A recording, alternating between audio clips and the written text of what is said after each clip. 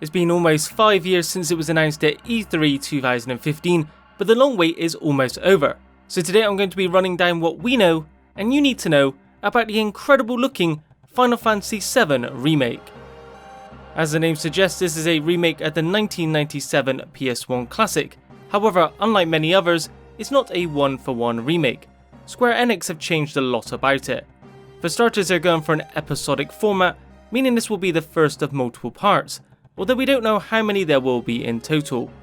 What we do know is that the first game will cover the Midgar segment of the original, which was quite short, but as I said, it's not a one-for-one remake, and Square Enix have stated that each part will be a full-length title with a greatly expanded story, deeper characters, more explorable areas, bosses, subquests, and more.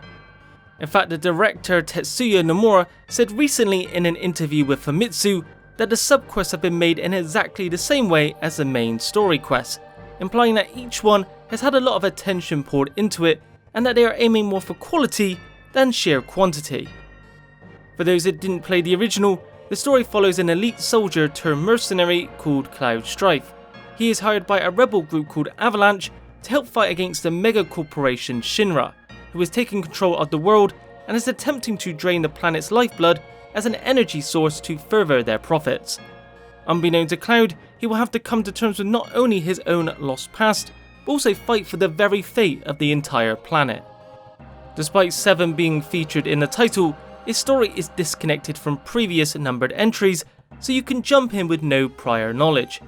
The playable characters we know of at the moment are Cloud, Barrett, Tifa, and Aerith. Red 13 will be a guest character, but he won't be playable. This isn't all that surprising though, as he appears quite late into the story, at which point there would be very little time to play as him anyway. Aside from the obvious graphical overhaul, one of the biggest changes from the PS1 version is the combat, moving from a traditional turn-based system to a more modernised action real-time one. The way it works is that you deal damage with standard attacks by pressing the square button. In the meantime, your ATB gauge is charging, and using your standard attack will charge it faster. Once you've filled up one of the ATB bars, you can utilise the command menu to unleash stronger special abilities, use spells and items, with certain moves requiring more ATB bars. When people learned the remake wasn't going to use the traditional system, there was understandable concern, but I think the change is really great so far. It modernises the gameplay, but still manages to incorporate elements of the original and have some turn-based aspects in there, such as the command menu, which slows time. It's also worth mentioning when picking the difficulty level, there is a classic mode, but despite the name, it doesn't give you the battle system of the classic game. Instead, your movements, attacks and dodges are handled automatically, meaning you can focus solely on the commands menu. This ultimately makes it feel a little too easy in my opinion, takes a little too much control from the player, and doesn't really emulate the old combat system that well, so I'm not too sure who it's aimed at, but it's a bonus option, so it's hard to criticise it too much. In terms of the release date, it was due to come out on March 3rd, but was delayed a little to April 10th. Thankfully the game has gone gold now, so there should be no further delays, and it will make its way, at least at the moment, exclusively on the PS4. It is due to be released on other platforms, but Sony has 1 year exclusivity, so the earliest you will see it anywhere else will be April 10th of 2021. While it did receive a minor delay, Square Enix have stated this hasn't had any impact on the second part, which you might be surprised to know is already well underway. Does this mean it will be released anytime soon?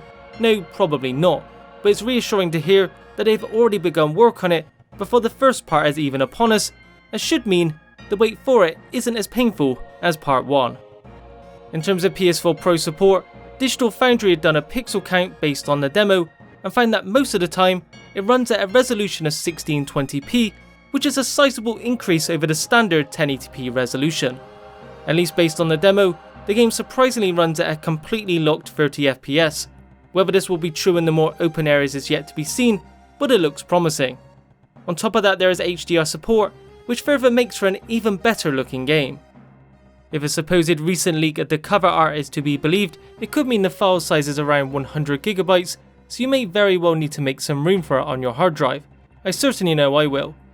I imagine the file size is so big because it will have a lot of pre-rendered cutscenes, which always takes up a lot of space. Because of its large file size, it will come on 2 discs much like Red Dead Redemption 2, and I'm assuming it will work very much in the same way. The second disc will be purely used to install. You won't be asked to switch them at any point when you are playing, like in the original PS1 version. If you're undecided on whether the game is for you and haven't heard by now, there is a free demo to download on the PlayStation Store right now, which is quite a rarity these days. The demo starts right at the beginning of the game and lasts about an hour, giving you plenty of time to get to grips with the new combat system as both Cloud and Barrett. If you do download the demo, on the 4th of April, you'll receive a Final Fantasy VII PS4 theme, which is a nice extra. There are a few different editions you can buy. There is a physical deluxe edition, which comes with a Sephiroth steelbook, hardback art book, soundtrack CD, as well as Cactuar Summon DLC. There's also a digital deluxe edition, which comes with a digital art book, soundtrack, Cactuar and Carbuncle Summon DLC. Then there's a more expensive first class edition, which does seem to be sold out in the US, but includes that of the physical deluxe edition, as well as a Carbuncle Summon DLC and a PlayArts Cloud Strife figure. In addition, if you pre-order any copy, even the standard one, you'll get the Chocobo Chick Summon DLC. Before I round things off, let me know in the comments what you think of the remake so far. Are you excited for it, or are you skeptical it will live up to expectations? That's it for today. If you enjoyed it, be sure to leave a like, subscribe and hit that bell icon to receive notifications when future videos are posted.